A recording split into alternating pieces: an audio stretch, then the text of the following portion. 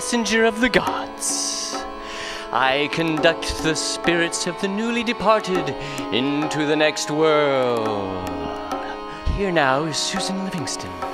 Okay, so War of Images by Jeronimo Obrador. Tell me how you got interested in this project.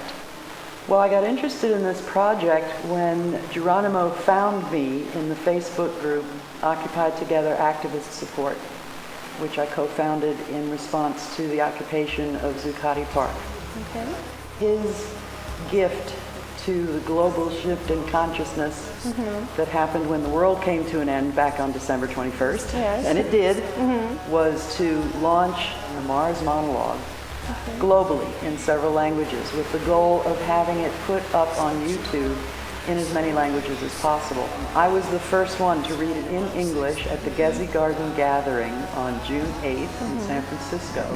Really, really excited to be the conduit to deliver that gift from the Indignados to the land movement here in San Francisco. Gezi Gardens is the former Hayes Valley Farms, which was a community garden, publicly owned, and the city of San Francisco has sold it off to the developers. This is happening all over the world.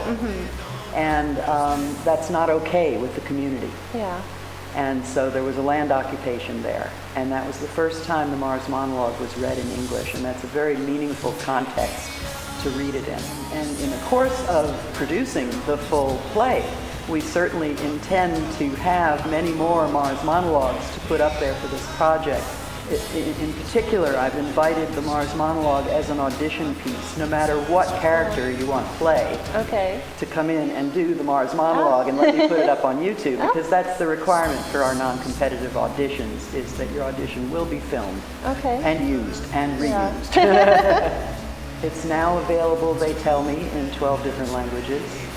And we have a second one here with this production by teammate David Wolford.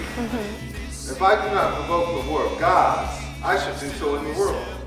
Must I fight for what I believe in? See how the powerful seek protection in law and custom in order to hide freedom? Maybe my father is right. The humans deserve to die. If life must die, I must die first, trying to defend it.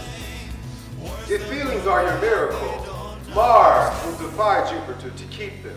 Let's end the fight of the oppressed and let the powerful gods free the feelings. The war of gods must begin.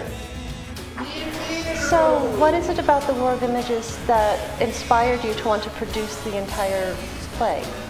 The War of Images addresses themes from the global revolution that is in progress today. As I explained about the land movement, it's all over. And connecting that movement through virtual reality, the performing arts, is a passion of mine. I just love theater. I've been doing theater since I was in high school. I will admit that my only experience as director-producer was with a cast of 3. And this play has a cast of 13 named characters.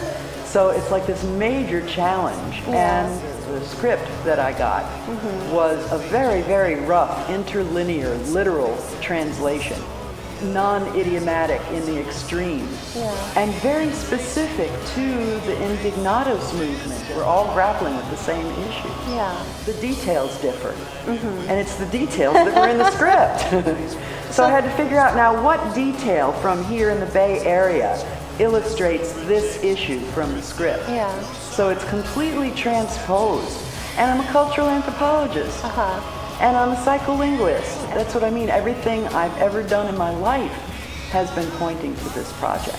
And the whole Greek tragedy format was very appealing to me. And then talking with you the other day about how, you know, there are gods and goddesses of this, that, or the other thing, and how metaphorical that is, and how what they're really representing is archetypes in the world, and we're a part of that world, and those archetypes are alive in us. And that's what the play is about the body of our new global humanity, and finding a niche for all of us, whether it's me, the individual, or Mars, the God who's cut off from all feelings except those he can extract from his believers, who are, of course, the ones out there screaming in the streets with the bloodlust, you know, and the corporate oppressor as well. I mean, they're all worshippers of Mars, the god of war, and that's all the feelings he's entitled to, is what he gets from his believers. How tragic. And that's what the whole play is about him trying to get in touch with his full humanity and get humanity to accept its full humanity and move into the global consciousness that we are one being. All of life is one being. And so we're addressing environmental issues, we're addressing land rights of indigenous people, sexual liberation, the gender issues are addressed. Mars is going to find his woman within. But I understand that for the actual performance of this production, you wanted to fly out the author himself so he could be in the audience and participate and be a part of this. So you started a Kickstarter for that. I started a Kickstarter. One of my core beliefs that most of the violence in the world is due to money. Yes. And so I'm keeping PANinA in general and the War of Images studio audience production as cash-free as possible. But one thing I can't do without cash is get Jeronimo here with us for that studio audience performance.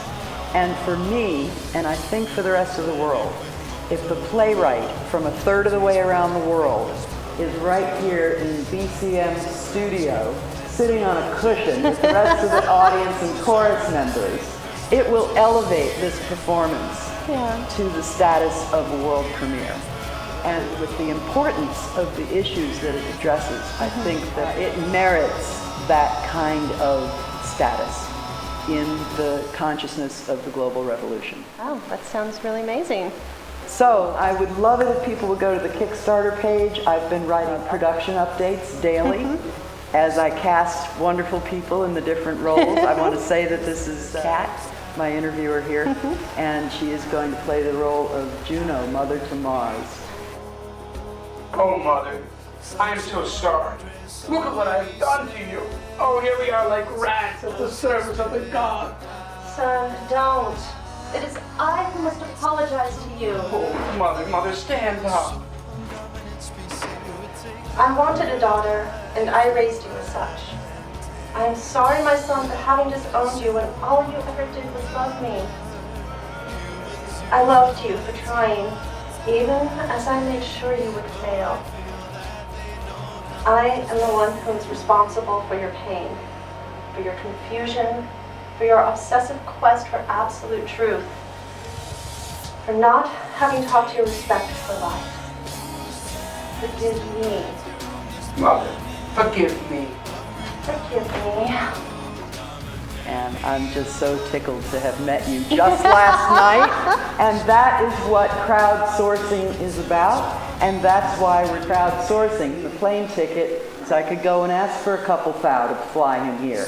But that's not my method of doing business. I would so much rather turn to my community to meet my needs instead of throwing money at my needs. Yeah, and having the community feel that they've taken a part in this. Yes. And they can say, I helped bring this man here. Yes. Yeah. I helped make this into a world premiere event. There's even a button you can click if you don't like any of the prizes or none of those round numbers suits your budget quite right.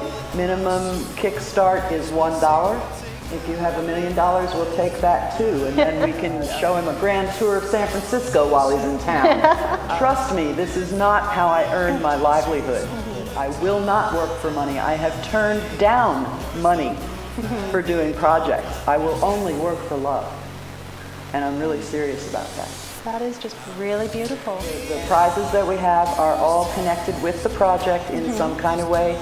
So you'll see Aphrodite there up in the corner of this lovely collage that two of our crew people put together. No, I didn't design this. That's Aphrodite. That's the concept sketch from Aphrodite. We'll have a regular art size black and white rendering of that. It will not be signed because the artwork is by Geronimo's sister, Catalina. This is very much a family affair. Yeah. In the very way we go about producing it, we want to illustrate how important it is that we turn to our community to meet our needs. And our community now with the internet stretches all the way around the planet. In fact, Barbara Marx Hubbard, the founder of the Shift Network, calls the internet our global nervous system. That's what brings Jeronimo into my room. I should say that we have logged about 12 or 15 hours by webcam. And I sit there with my breakfast, and he sits there at the end of a hard day's work, and we relate over webcam. And it's like magic. It is totally. Wasn't that delightful? I hope you're all looking forward to it. It's coming up before you even know it.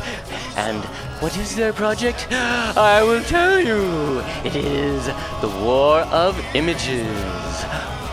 Oh, yes. So why don't you mark your calendars and watch for it?